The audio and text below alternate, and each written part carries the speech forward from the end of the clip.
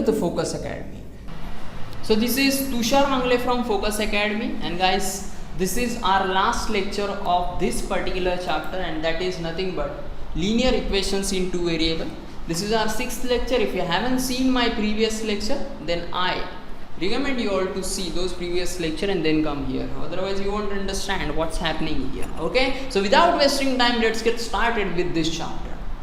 So in last lecture we have covered the 2 sums. In this lecture we are going to cover the 4 more sums, and this will be the end of this chapter. Now see here what question they have given. They are saying the sum of father's age and the twice the age of his son is 70 years, right? Means whenever you will add the ages of both, that is father's age and the twice the age of his son is 70, but you do not know what is the age of father and what is the age of son. म्हणजे यांनी इकडे असं दिलंय की वडिलांचं वय आणि त्यांचा जो मुलगा आहे त्याच्या वयाची जर दुप्पट, या दोघांची जर बेरीज केली तर ती एकूण 70 येते, बरोबर. पण आपल्याला माहितीच नाहीये की वडिलांचं वय काय आणि मुलाचं वय काय. ओके, सो आपण पहिली गोष्ट काय करायची तर त्याच्या वडिलांचं वय, त्या मुलाच्या वडिलांचं वय काय म्हणायचं x वर्ष आणि त्या मुलाचं वय काय म्हणायचं y वर्ष. So let the father's age be x years and son's age be the y years. आता पहिली कंडिशन काय दिली आहे, सम. सम म्हणजे काय, बेरीज. मग इकडे लिहिणार आपण बेरीज. मग इकडे लिहायचं तुम्ही फ्रॉम फर्स्ट कंडिशन, म्हणजे पहिल्या अटीनुसार. मराठीवाले इथे लिहितील पहिल्या अटीनुसार आणि इकडे लिहितील की वडिलांचे वय x वर्ष मानू व मुलाचे वय y वर्ष मानू. Okay, so sum of father's age. Father's age काय x इयर, मग इकडे लिहिलं x. ओके, आणि plus twice the age of his son. Twice म्हणजे किती, 2 पट. एज ऑफ सन, सनचं एज किती आहे y, आणि या दोघांची जर बेरीज केली तर त्याचं किती येतं इकडे 70. ओके, याला द्यायचं इक्वेशन नंबर 1. ओके, पहिली अट समजली. वडिलांच्या वयामध्ये मुलाच्या वयाची दुप्पट मिळवली आहे. सो वडिलांचं वय x, त्याच्यामध्ये मुलाच्या वयाची दुप्पट मिळवली तर एकूण किती येतं 70 येतं. सो हे झालं पहिलं. आता दुसरं बघा, if we double the age of father. Age of father काय x, मग if we double the age of father that is ते किती येणार 2x येणार. And add it. ॲड म्हणजे बेरीज करायची. बेरीज केली आपण, it to the age of his son, म्हणजे मुलाचं वय किती इकडे y. जर ती डबल जी केलेली आहे ती जर मुलाच्या वयामध्ये जर ॲड केलं तर या दोघांची बेरीज किती येते 95. ठीक आहे, सो हे झालं तुमचं इक्वेशन नंबर 2, राईट. आता हेही एक लिनियर इक्वेशन, हेही एक linear equation, that is linear equations in 2 variable आहे. आता याला आपण आरामात सॉल्व करू शकतो. कसं तर बघा, इकडे x आहे आणि इकडे 2x आहे. मग तुम्ही पहिल्या इक्वेशनला 2ने मल्टिप्लाय करा, किंवा इकडे 2y आणि इकडे y आहे तर या इक्वेशनला तुम्ही 2ने मल्टिप्लाय करा. चॉईस तुमची आहे. ओके, सो आता आपण आहे ना इक्वेशन नंबर 1ला आहे ना 2ने मल्टिप्लाय करूया. ठीक आहे, 1 मल्टिप्लाय बाय 2. तर आपलं एक इक्वेशन फॉर्म असं होईल 2x, राईट, प्लस इथे काय येणार 4y आणि इथे 70 2ने किती येणार 140, राईट. हे किती झालं equation number 3, right.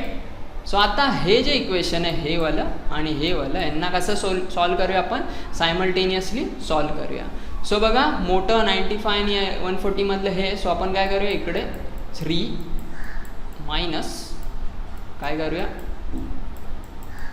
Okay, so 3 बघा काय, so 2x plus 4y is equal to किती आहे 140, आणि इकडे मायनस करूया हे इक्वेशन दॅट इज 2x. आता मायनस का केलं बघा, इज इक्वल टू किती येणार 95. हां, मायनस का केलं कारण की इकडे दोघांची साईन सेम आहे, म्हणून मायनस जर केलं तर इकडचे साईन चेंज होतात. आता इकडे प्लस आहे तर इथे काय येणार मायनस, इथे प्लस आहे तर इथे काय येणार मायनस, इथे प्लस आहे तर इथे काय येणार मायनस, राईट. सो हा आणि हा ढगामध्ये गेला. सो 4y मायनस y, इथे किती झाले तुमचे 3y, आणि इकडे 10 तून 5 गेले किती 5, इकडे एक कमी झाला दॅट इज 13. सो 9 आणि 4 13. ठीक आहे, so 3y is equal to किती आलं 45. सो y, सो आन्सर येणार 45/3 दॅट इज 15 त्रिक 45. So y is equal to किती येणार 15 इयर्स. राईट. सो आता ही भेटली मला कशाची व्हॅल्यू, वायची व्हॅल्यू. सो हे वाय कोणाचं एज होतं, सन्स एज, म्हणजे सन्सचं एज तर भेटलं. मग आता ही जी वायची व्हॅल्यू आहे ती आयदर तुम्ही 2मध्ये ठेवा, 1मध्ये ठेवा किंवा 3मध्ये ठेवा, कुठल्याही इक्वेशनमध्ये ठेवा. त्याच्यानंतर तुम्हाला कशाची व्हॅल्यू भेटणार आहे, एक्सची. सो समजा ही जी व्हॅल्यू आपण वाय ती या पहिल्या इक्वेशनमध्ये जर ठेवली तर एक्स प्लस 2 इंटू वायच्या जागी काय टाकणार आहोत आपण 15. सो 15 इज इक्वल टू किती येणार इकडे 70. Right. So x is equal to 15 दुने किती 30. सो 70 आणि हे इकडे प्लस 30 आहे, त्या साईडला गेल्यावर काय होणार -30. So x is equal to 70मधून 30 गेले किती झाले 40. सो बघा हे जर तुम्ही नीट बघितलं तर तुम्हाला आरामात समजेल हे जे आपण आन्सर जे काढले ते बरोबर आहे का. जर टाकून बघितलं तुम्ही इकडे एक्स बघा 40 आणि मुलाच्या वयाची दुप्पट किती 15 दुने किती 30. मग 40 आणि 30 किती झाले 70. म्हणजे आपण जे आन्सर काढलेत ना ते कसे बरोबर आहेत. सो एक्सच्या जागी इकडे टाकायचं. एक्स कशाचं मानलेलं आपण father. So father's present age किती आलं 40 इयर्स. सो इकडे तुमचा आन्सर येणार 40 इयर्स आणि सन्स प्रेझेंट एज इज किती आलं 15 इयर्स. ओके. सो आता आपण नेक्स्ट सममध्ये जाऊया. ठीक आहे. आता बघा 4th नंबरचा सम काय दिलं बघा त्यांनी. The denominator of fraction. Fraction म्हणजे अपूर्णांक, म्हणजे अशा टाईपची संख्या असते ती एक्स अपॉन वाय, म्हणजे लाईक 3/4 5/2 अशा टाईपच्या ज्या संख्या असतात ना त्या कशामध्ये मोडतात, फ्रॅक्शनमध्ये मोडतात. ठीक आहे. पण सद्यस्थितीला आपल्याला आहे ना त्यांनी काही कंडिशन्स दिल्यात, त्याच्यानुसार आपल्याला आहे ना काढायच्या अशा टाईपची संख्या काही एक्स अपॉन वाय. सो काय जी संख्या आहे ती येईल ती आपण लास्टला बघूच. ओके. सो आता बघा ते लोक काय बोलतात, denominator of fraction is 4 more than twice its numerator. ठीक आहे. थोडंसं गुंतागुंत करून देतात हे, पण आपल्याला एवढं तरी कळतं डिनॉमिनेटर म्हणजे छेद, ठीक आहे, न्यूमरेटर म्हणजे अंश. ठीक आहे. म्हणजे जर एक्स अपॉन वाय असं जर घेतलं तर हा काय झाला आपला न्यूमरेटर म्हणजे अंश झाला आणि वाय काय झाला छेद झाला. ओके. सो आपल्याला हेच काढायचं एक्स आणि वायचं, पण त्याच्यासाठी त्यांनी कंडिशन्स दिल्यात बघा. सो आपल्याला आहे ना धड ना डिनॉमिनेटर माहीत ना न्यूमरेटर माहिती ना छेद माहीत ना अंश माहिती. मग आपण आहे ना काय करूया, let the numerator of fraction be x. मग आपण आहे ना त्याचा अंश काय मानूया एक्स मानूया आणि त्याचा छेद काय मानूया वाय मानूया. आता पहिली कंडिशन काय दिल्या बघा त्यांनी, the denominator of fraction is 4 more than twice is numerator. Denominator कोण आहे वाय. ठीक आहे. सो डिनॉमिनेटर ऑफ फ्रॅक्शन, मग पहिली कंडिशन काय आलं बघा, डिनॉमिनेटर ऑफ फ्रॅक्शन ज्यावेळी इज येतं पुढे, ठीक आहे, कुठे येते इज, तर लगेच हे चिन्ह देऊन टाकायचं. याचा मिनिंग आहे डिनॉमिनेटर ऑफ फ्रॅक्शन आपण काय मानलं आहे Y, that is 4 more than twice. 4 मोर म्हणजे 4 जास्त आहे, 4ने जास्त आहे. 4 मोर म्हणजे 4ने जास्त आहे. कशापेक्षा ट्वाइस इट्स न्यूमरेटर. मग न्यूमरेटर आपण काय मानलं आहे x. So twice the numerator म्हणजे 2 टाइम्स काय एक्स. संपली पहिली कंडिशन. सो पहिल्या अटीनुसार त्यांनी असं सांगितलं की अपूर्णांकाचा जो हा छेद आहे हा अंशाच्या दुपटीपेक्षा कितीने जास्त आहे, 4ने जास्त आहे. सो याला जायचं इक्वेशन नंबर 1.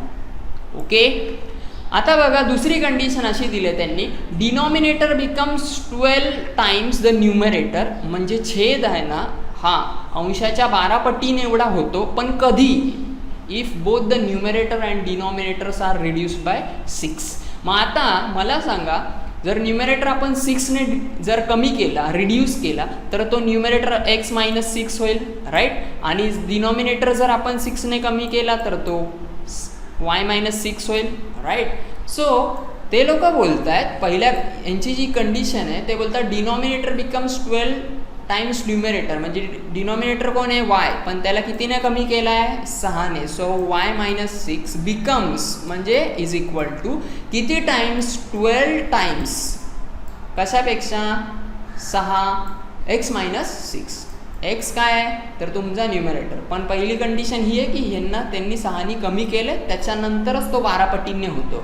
सो वायला 6ने कमी केलं तर y - 6 आणि तुमच्या न्यूमरेटरला 6ने कमी केलं तर x - 6. असं जर केलं तर हा जो डिनॉमिनेटर आहे तो न्यूमरेटरच्या किती पटींने वाढतो, 12 पटींने वाढतो. ठीक आहे. सो आता याच्यावरून आपल्याला इक्वेशन पहिलं तयार करावं लागेल. कसं तर आपण आतमध्ये मल्टिप्लाय करूया. 12ने जर आतमध्ये मल्टिप्लाय केलं तर हा होणार 12x, त्याच्यानंतर हा होणार 12×72 दॅट इज 12 6 72, त्याच्यानंतर हा y -6. ओके, सो एका साईडला सगळ्यांना आणून ठेवा. सो इथे पण आपण अरेंजमेंट करून घेऊया. 2x, त्याच्यानंतर या yला तिकडे घेऊन जाऊया -y, आणि या 4ला तिकडे हकलूया that is equal to -4. So इथे 1 न देता यालाच 1 द्या डायरेक्ट. ठीक आहे, त्याच्यानंतर याला सॉल्व करूया आपण. बघा इकडे हा 12x, त्याच्यानंतर ह्या yला तिकडे घेऊन जाऊया. ठीक आहे, दॅट इज -y, आणि याला इकडे घेऊन जाऊया 72 प्लस होईल या साईडला गेल्यावरती, आणि हा -6 आहे तसा. आय होप तुम्हाला हे समजलं असेल.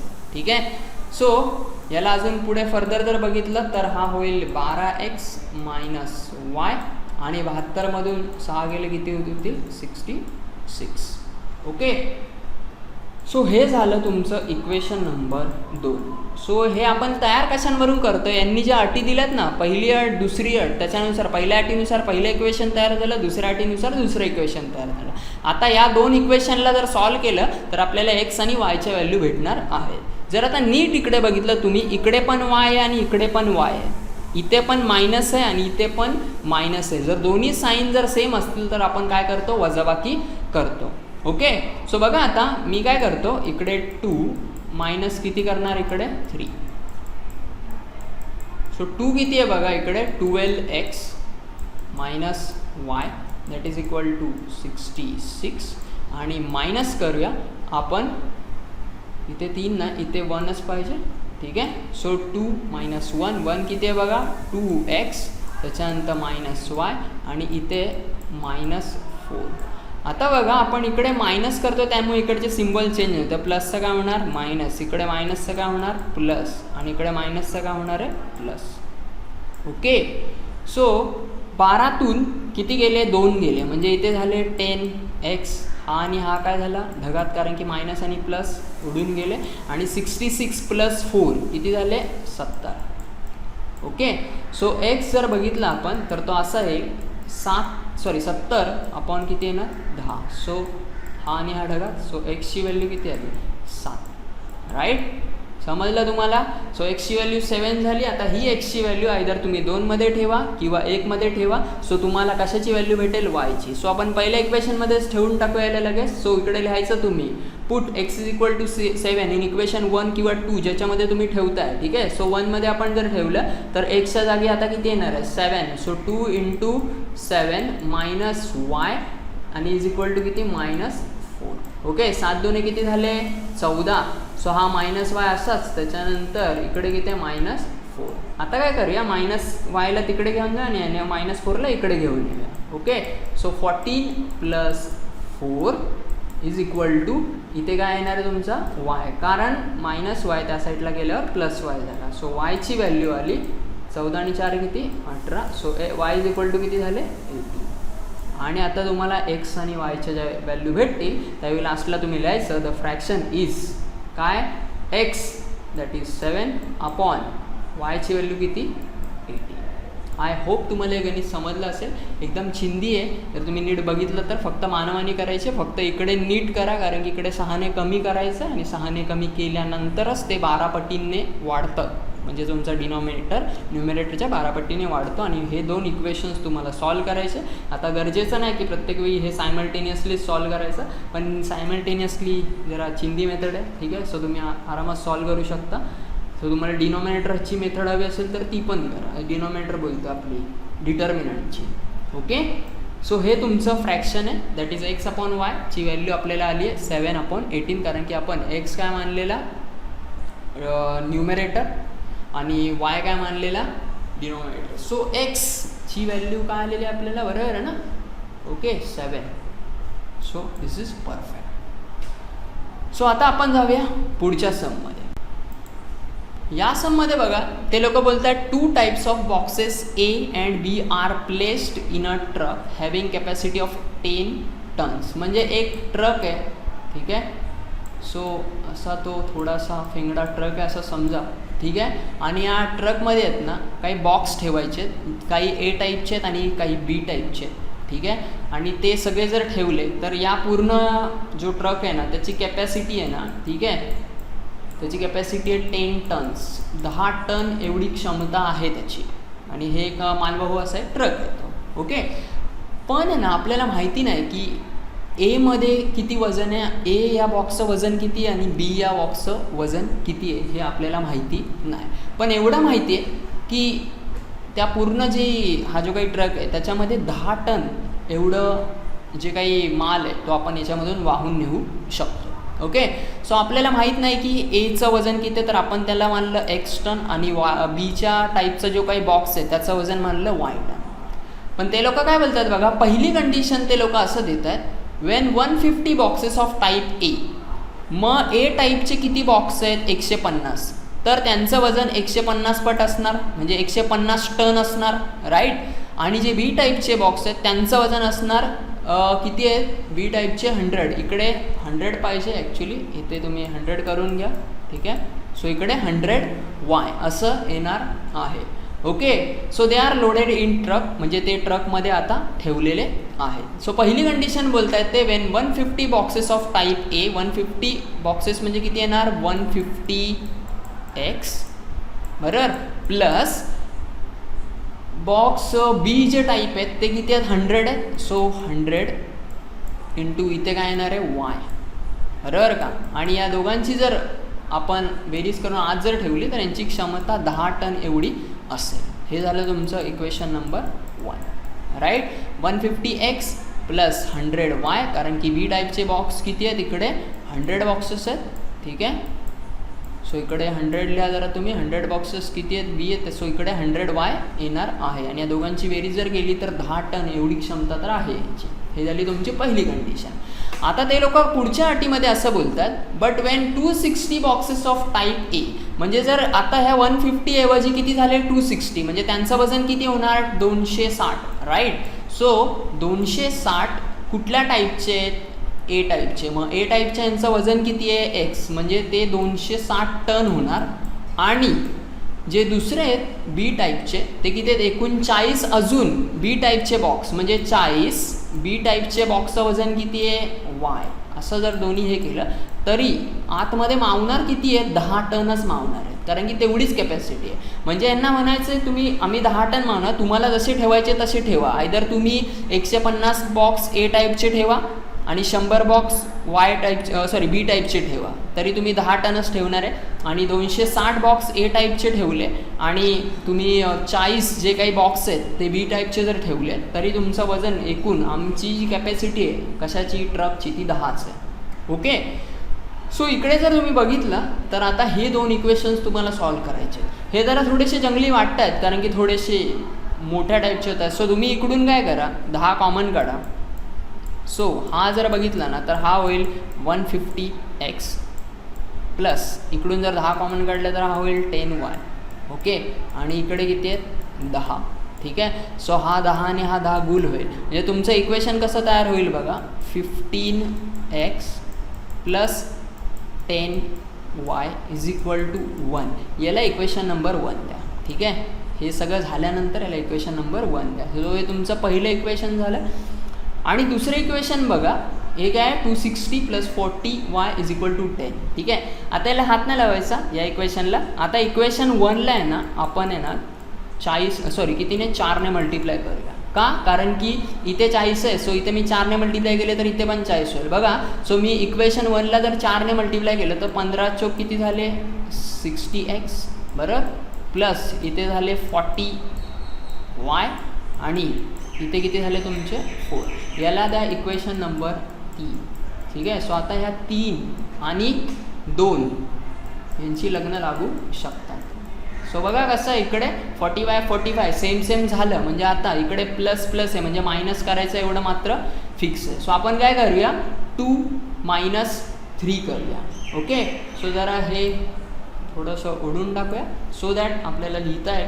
सो बघा 2 - 3 करूया इकडे आपण आता 2 आणि मायनस इथे किती करणार आपण 3, ओके. सो बघा 2 किती आहे 260x plus 40y is equal to 10, right. Then minus इथलं जे नवीन आलेलं इक्वेशन किती आहे 60x plus 40y is equal to 40y is equal to इथे किती 4, राईट. सो आता मायनस केलं तर इकडची सिम्बॉल चेंज होणार, प्लसचं मायनस मायनसचं प्लस, सो इकडे येणार मायनस आणि इकडे काय येणार मायनस, राईट. सो 260 मधून 60 गेले, किती उरले 200x आणि 10तून 4 गेले, किती उरले 6. सो x येणार 6/200. पण जिथपर्यंत भाग जातो ना तिथपर्यंत लावायचा. सो याला जर मी अर्धा केला 3, तर 200ला अर्धा केला तर किती येणार 100. म्हणजे दोघांना समान न्याय द्यायला, ह्याला पण अर्धा केला ह्याला पण अर्धा केला, सो 3/100. सो याला पॉईंटमध्ये लिहून टाकूया. बघा जर 2 शून्य तर पहिली ही संख्या लिहून घ्यायची, इकडे 3, जेवढे शून्य आहेत ना तेवढे मागे यायचे. सो इकडून 1, सो इथे 0 आणि असे, राईट. सो 0.03 ही तुमची कशाची व्हॅल्यू आली x, आणि x हे काय आहे आपण मानलं आहे टनमध्ये मानलं आहे, सो हे येणार इकडे टन, राईट. सो ही एक्सची व्हॅल्यू आहे, सॉरी ही वाली 3/100 वाली, ती एक्सची व्हॅल्यू तुम्ही कुठल्याही एका इक्वेशनमध्ये टाकायची आणि वायची व्हॅल्यू काढायची, आणि वायची व्हॅल्यू काय येते हे मला तुम्ही सगळ्यांनी सांगायचं. अशा टाईपमध्ये आली पाहिजे काहीतरी, ठीक आहे. आणि मग नंतर तुम्ही हिला कन्वर्ट करा, ओके. सो हे 0.03 समजलं. 3 लिहिलं पहिलं, इथे किती पॉईंट आहेत 2 शून्य आहेत ना, सो इकडून 2 पुढे जायचं, 1 2 आणि पॉईंट द्यायचं, आणि पुढे काय नाही तर 0. समजा असं असतं 4/1000 असतं, 1000 असं, ओके. सो मी कसं लिहिलं असतं, 4 पहिलं लिहून घेतला असता, 1000 आहे ना, 1 2 3, मग हिला पण मोजायचं 1 2 3 आणि इथे पॉईंट द्यायचा, आणि पुढे काय पॉईंट नसला तर काय ना 0. सो जेवढे 0 आहेत तेवढे इथून मोजायला सुरुवात करायची या संख्येसहित, ओके. आय होप तुम्हाला समजलं असेल हे फ्रॅक्शनवाले कसे करायचे, ओके. सो आता आपण जाऊया पुढच्या समकडे. बघा पुढचं सम जरा थोडंसं मस्त, जरा म्हणजे अवकातीतलं गणित वाटतं, थोडंसं इकडून तिकडून फिरवी करून दिले. हे ॲक्च्युअलमधलं तुमचं जर बघितलं तुम्ही तर ते आपल्या बोर्ड टाईपचं जर कसं गणित होतं आपण ते फॉर्म्युला टाकून केलेलं, तशा टाईपचं थोडंसं 19-20 टाईपचं हे गणित तुम्हाला इकडे बघायला भेटेल. बघा हे अशा टाईपचे गणित एक्झाममध्ये येऊ शकतात, थोडीशी कॉम्प्लिकेटेड बनवलेली असतात, पण कॉम्प्लिकेटेड तर काहीच नसतं. विशालने 1900 किलोमीटर प्रवासापैकी काही अंतर तुम्हाला माहिती आहे का, नाही. मग ते कशाचं, बसचं अंतर. काही अंतर आपण काय मानूया x किलोमीटर. सो विशालने जो प्रवास केला आहे तो x किलोमीटर बसने केला आणि y किलोमीटर प्लेनने केला. म्हणजे समजा तो एका ठिकाणापासून दुसऱ्या ठिकाणी गेला तर इकडून इथपर्यंत जात असताना तो बसने गेला आहे, ठीक आहे. आणि पुढचा जो काही प्रवास केला आहे त्याने तो विमानाने केला आहे. त्याने कशाने केला आहे, विमानाने. पण आहे ना ही जर्नी आहे ना त्याला कंप्लीट करण्यासाठी काही तास पण लागतात, ओके. आणि मग त्याचा ओव्हरऑल जो काही जाण्याचा जो काही स्पीड असतो तो पण यांनी इकडे दिलेला आहे. सो आपल्याला पहिली गोष्ट बसने कापलेले अंतर x किलोमीटर आणि प्लेनने कापलेले अंतर काय घ्यायचं, y किलोमीटर घ्यायचं आहे. पुढच्या ह्याच्यामध्ये ते लोक बोलतात बसचा सरासरी वेग 60 किलोमीटर दर तास आहे. म्हणजे जी काही बस जी जाते ना ती आहे ना 60 किलोमीटर जाते. कशाला, एका तासाला. 1 इकडे किलोमीटर आणि इकडे 1 आवर. एका तासामध्ये ती 60 किलोमीटर अंतर कापते. कोण, बसचा सरासरी वेग. तर विमानाचा सरासरी वेग आहे 700 किलोमीटर, अर्थातच 700 किलोमीटर काय प्रति तास. म्हणजे एका तासाला किती किलोमीटर अंतर कापतंय ते विमान 700 किलोमीटर आणि बस कापते 60 किलोमीटर एक तासाला. मग जर हा प्रवास त्याने 5 तासात पूर्ण केला, ठीक आहे, किती तास लागले त्याला, 5 तास. हे दोन्ही टाईपने जरी गेलं तर यांचं सगळ्यांचं जर बघितलं ना तर यांचा जो काही हे तो 5 आवर्स लागलेत त्यांना जायला, ठीक आहे. पण हे जे दिलं आहे ना हा वेग दिला आहे, आपल्याला टाईम नाही दिला आहे. सो जर याच्यासोबत जर इक्वेट करायचं असेल ना ह्यांना प्लस करण्यासाठी तर यांना पहिल्यांदा आहे ना टाईममध्ये कन्वर्ट करावं लागेल. मग त्याच्यासाठीच आपल्याला हा फॉर्म्युला दिला आहे. Time is nothing but distance upon speed, right. आपल्याकडे बघा डिस्टन्स आपण किती कवर केलं आहे बसने, x किलोमीटर. सो इकडे येणार x आणि स्पीड तर आपल्याला माहिती आहे बसचा किती आहे 60. सो इकडे टाकला 60 म्हणजे हे होणार तुमचे तास. म्हणजे बसने x अपॉन 60 तास घेतलेत. सेम इकडे येणार आहे y अपॉन इथे किती येणार 700, कारण की y म्हणजेच काय डिस्टन्स, ठीक ठीक आहे. कशाचं? तर प्लेनचं. मग प्लेनचा स्पीड किती होता? 700. म्हणजे प्लेनचं हे जे काही तास झाले ते किती झाले? y/700. आणि ह्या दोघांची जर बेरीज केली तर ती 5 तासांनी एवढी येते, असं त्यांचं म्हणणं आहे. समजलं? नीट समजावून घ्या. नाही समजलं तर परत बघा, पण समजून घेणं गरजेचं आहे. कॉन्सेप्ट क्लिअर करायला शिका, पहिली गोष्ट. हे रट्टा मारने वाली जिंदगी नाही चाहिए आपण. तर हा तर काय जाताना दिसत नाही. ओके, सो राहू द्यायला इकडेच. आता बघा, ह्यांना भूल करूया जरा इकडचं, सो दॅट आपल्याला लिहिता येतील गोष्टी. सो बघा आता पहिली कंडिशन ते लोक बोलतात की विशालने 1900 किलोमीटरचा प्रवास केलेला आहे, एवढं मात्र नक्की आहे. कशाने? बसने आणि विमानाने. मग बसने किती किलोमीटर? कारण की हे किलोमीटर दिले ना, म्हणजे या किलोमीटर आणि या किलोमीटरची ॲडिशन जर केली तर 1900 किलोमीटर आलं पाहिजे. तर पहिल्या अटीनुसार असं येणार x + y is equal to किती? 1900. नीट बघा, हे पण किलोमीटर आहे, हे पण किलोमीटर आणि हे पण किलोमीटर आहे. असं नाही चालणार, हे किलोमीटर आणि इकडे तास. असं कुठे असतं का? 1 किलो साखर आणि 2 दगड इज इक्वल टू 3 किलो साखर, असं होतं का? नाही ना. सो हे सेम युनिट पाहिजे त्याचे पण. सो हे किलोमीटर, हे किलोमीटर, हे किलोमीटर. पुढच्या याच्यात आपण टाईमाचं घेणार आहे. इकडे टाईम आणि याची बेरीज पण टाईम येणार. सो आय होप तुम्हाला पहिली कंडिशन समजली असेल. 1900 किलोमीटर म्हणजे x किलोमीटर बसने आणि y किलोमीटर प्लेनने जर केलं तर 1900 किलोमीटरचा प्रवास. Equation number 1. Right. Now let's move to the second condition. They are saying that बसचा सरासरी वेगनुसार आपण त्यांचा टाईम काढून घेतला, बसचा टाईम काढून घेतला आणि प्लेनचा टाईम काढून घेतला. म्हणजे जर x/60 हे टाईम आणि y/700 हा टाईम जर यांची बेरीज केली तर हा एकूण किती तासांचा येतो? 5 तास. बघा, हा पण टाईम आहे, हा पण टाईम आहे. ओके, आणि हा पण काय टाईम आहे. आय होप तुम्हाला समजलं असेल. दिस इज इक्वेशन नंबर 2. पण प्रश्न असा पडतो की याला गणितं सोडवायची कशी? आता इकडे तर सबस्टिट्यूशन पण नाही करू शकत की काय आपण कॉमन आहे वगैरे वगैरे काय. तर तुमच्या डोक्यामध्ये जो काही प्लॅन असेल, क्रॉस मल्टिप्लिकेशन करून सोडवणं असेल तर तसं करा. ठीक आहे. आणखी काय तुम्हाला वेगळं इकडे मल्टिप्लिकेशन करून, जर समजा इकडे तुम्ही 12ने मल्टिप्लाय केलं, समजा इकडे 12ने मल्टिप्लाय केलं, सो हा 12×5 = 60 होईल. आणि इकडे नाही 12ने नको, 5ने करूया. ठीक आहे. सो इकडे 5ने मल्टिप्लाय केलं तर 5 × 5 12×5 = 60, हा एक होईल. म्हणजे कामं छोटी होतील. इकडे 5ने मल्टिप्लाय केलं, सो 14×5 = 70, इकडे होणार 14. आणि यांचं क्रॉस मल्टिप्लिकेशन करून बघितलं तर तुम्हाला ते आरामात येईल. ठीक आहे. पण आपण ह्याला जरा मल्टिप्लाय करताना कितीने करूया? 2100 कितीने मल्टिप्लाय करूया? ठीक आहे, चला 2100ने मल्टिप्लाय करून बघूया, म्हणजे काय होतं का बघूया, जे तुमच्या पुस्तकांमध्ये दिलेलं आहे वगैरे. ठीक आहे. सो इकडे हे कुठून आलं? 2100ने जर मल्टिप्लाय केला, ठीक आहे, आणि इकडे पण 2100ने जर मल्टिप्लाय केला तर बघा, हा आणि हा ढगाच आहे. ठीक आहे. 6 × 6, ठीक आहे, 6×3 = 18, बरोबर का? मग इथे किती उरले? 6×5 = 30. ओके. इथे 21ने मल्टिप्लाय केलं तर हा आणि हा ढगात, हा आणि हा ढगात. राईट.